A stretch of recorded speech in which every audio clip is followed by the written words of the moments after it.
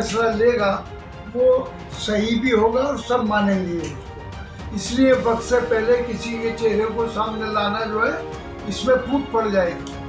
किसी एक चेहरे का नाम बताया तो फूट पड़ जाएगी, ये कहना है सबसे बड़े सूबे की सबसे बड़ी विपक्षी पार्टी यानी सपा सांसद शफीकुर रहमान पर्क का, जो इंडिया में फूट की आशंका जाहिर कर रहे हैं। यानी इंडिया में पीएम के पद के दावेदार को लेकर कुछ तो गड़बड़ जरूर है।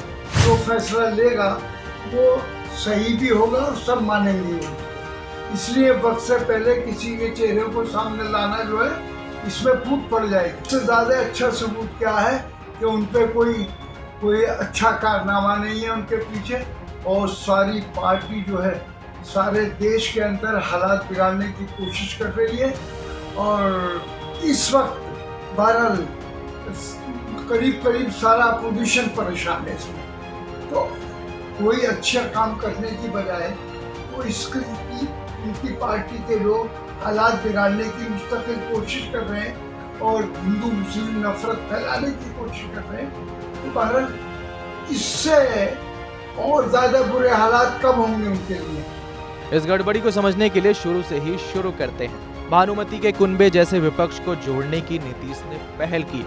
पटना में पहली बैठक हुई, दूसरी बैठक बेंगलुरु में हुई, अब तीसरी बैठक मुंबई में होने जा रही है। लेकिन कोई चेहरा सामने नहीं आया है जैसे विपक्ष अपना चेहरा बनाए। इसीलिए तो पीएम मोदी ने हमला करते हुए कहा था, एक चेहरे पे कई चेहरे। सवाल इसलिए भी उठ रहे हैं क्योंकि पद एक है और दावेदार कई हैं।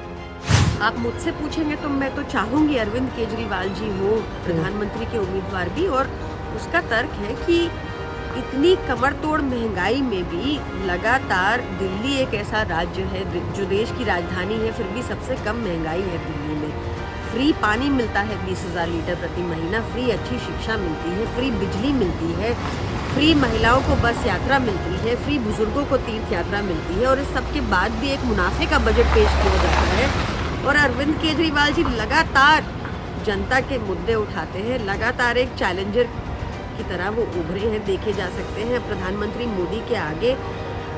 चाहे वो उनकी डिग्री का मामला हो, चाहे वो कोई भी और मामला हो, अरविंद केजरीवाल जी ने बहुत मुखर तौर पर अपनी बात हमेशा रखी है। लोकसभा चुनाव के लिए सारी पार्टियों ने अपनी कमर कस ली है।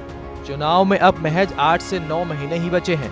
ऐसे में बीजेपी की सरकार हैट्रिक न मार ले, इसलिए लगभग सभी विपक्षी पार्टियों ने एकजुट होकर इंडिया गठबंधन बनाया है। या यूं कह लें कि 26 विपक्षी पार्टियों ने अपनी एक अलग इंडिया बना ली है। लेकिन ऐसा देखा जा रहा है कि इस इंडिया गठबंधन में ही पीएम फेस के नाम पर कई विभाजन है। इंडिया गठबंधन के तहत विपक्ष के तमाम दल बीजेपी विरोधी वोटों का बंटवारा रोकने के लिए एक छतरी के नीचे आ गए हैं। लेकिन क्या विपक्ष का इंडिया लगातार तीसरी बार मोदी सरकार बनने से रोक पाएगा?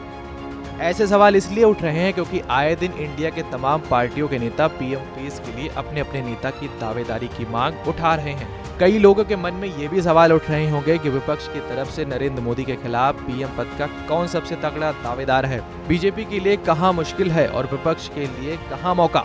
इस एक पद के लिए कई दावेदारी इंडिया गठबंधन के लिए चुनौती बन सकती है, क्योंकि ऐसा देखा जा रहा है कि इंडिया गठबंधन के अंदर आई पार्टियों का मकसद एक था, पीएम की गद्दी की तरफ आगे बढ़ना। लेकिन इस पायदान पर कौन सी पार्टी अपने पांव जमा पाएगी, ये देखने वाली बात होगी। बहरहाल अगर यूं ही पीएम फेस की लड़ाई चलती रही तो इसका सीधा फायदा बीजेपी को मिल सकता है।